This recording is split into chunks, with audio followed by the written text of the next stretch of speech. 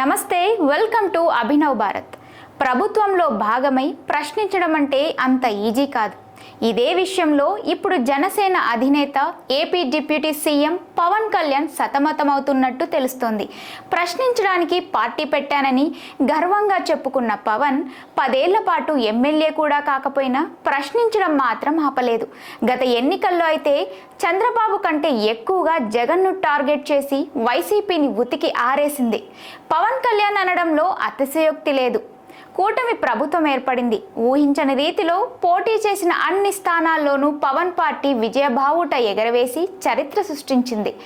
జనసేన అధినేత deputy CM అయిపోయారు. ఇంతవరకు బాగానే ఉంది. ఇప్పుడు ప్రభుత్వంలో భాగంగా ఉన్న పవన్ ప్రభుత్వాన్ని ప్రశ్నించడమే సమస్యగా మారింది. బాబు ఇచ్చిన హామీలు నెరవేరకపోయినా, తాను ఇచ్చిన హామీలు బాబు పట్టించుకోకపోయినా, ప్రభుత్వం ఎలాంటి ప్రజా వ్యతిరేక విధానాలు నిర్ణయాలు తీసుకున్నా మొదటగా అందరూ ప్రశ్నిస్తున్నది మాత్రం పవన్ కళ్యాణ్నే. ప్రజల తరపున మొట్టమొదట ప్రశ్నించే బాధ్యత కూడా పవన్ మీదే పడుతుంది. అయితే ప్రభుత్వంలో భాగమై ఉండి కూడా పవన్ కళ్యాణ్ చంద్రబాబు నిర్ణయాలను ప్రశ్నిస్తారా? టీడీపీ నేతలు ఏవైనా ప్రజా వ్యతిరేక విధానాలు అవలంబిస్తే నిలదీస్తారా? ఇదే ఇప్పుడు సామాన్య ప్రజల్లో ఎదురవుతున్న సందేహం. దీనికి తగినట్టుగానే జనసేన అధినేత కూడా ఇంతకు ముందు ఉన్నంత దూకుడులో కనిపించడం లేదు. ఇప్పటి వరకు రాష్ట్రంలో రాజకీయ హత్యలపై ఆయన నోరు మెదపలేదు. తల్లికి వందనం ఈ ఏడాదికి లేదని మంత్రి లోకేష్ నేరుగా సభలో చెప్పినా పవన్ అసలు ప్రశ్నించలేదు. మరోపక్క ఇసుక ఉచితం అని చెప్పి దానికి సరైన వ్యవస్థ ఏర్పాటు చేయకపోయినా మాట్లాడలేదు. ఆఫీసులకు పార్టీ రంగులు పులుముతున్నా మౌనం వీడటం లేదు. ఇలా ఒకటి కాదు, రెండు కాదు, అనేక అంశాల్లో పవన్ కళ్యాణ్ జోక్యం చేసుకోకపోవడం ప్రజల దృష్టిలో పడింది. ఇప్పుడు ఆయన పెద్ద సాధుజీవుగా కనిపిస్తున్నారు. అయితే హుందాగా వ్యవహరించడం వేరు, తప్పించుకొని తిరగడం వేరు అనేది ప్రజలకు బాగా తెలుసు. ఎన్నికల ముందు టీడీపీ మేనిఫెస్టోని కూడా తన భుజాన వేసుకుని అమలు చేయించాల్సిన బాధ్యత తాను తీసుకుంటానని చెప్పిన పవన్ ఇప్పుడు ఎందుకు మాట్లాడడం లేదు అనే ప్రశ్నలు అన్ని వైపుల నుంచి వినపడుతున్నాయి. అధికారంలోకి వస్తే తప్ప అసలు విషయం బోధపడలేదా అంటూ జనసేనపై సెటైర్లు కూడా పడుతున్నాయి. వైసీపీ అరాచకాలు అంతం కావాలని, గూండాల పాలనను పాతిపెట్టాలని గర్జించిన పవన్ 2 నెలలుగా జరుగుతున్న దాడులపై ఎందుకు స్పందించడం లేదు అనే ప్రశ్నలు ప్రతిపక్షాల నుంచి వినిపిస్తున్నా పెద్దగా పట్టించుకున్నట్టుగా కనిపించడం లేదు.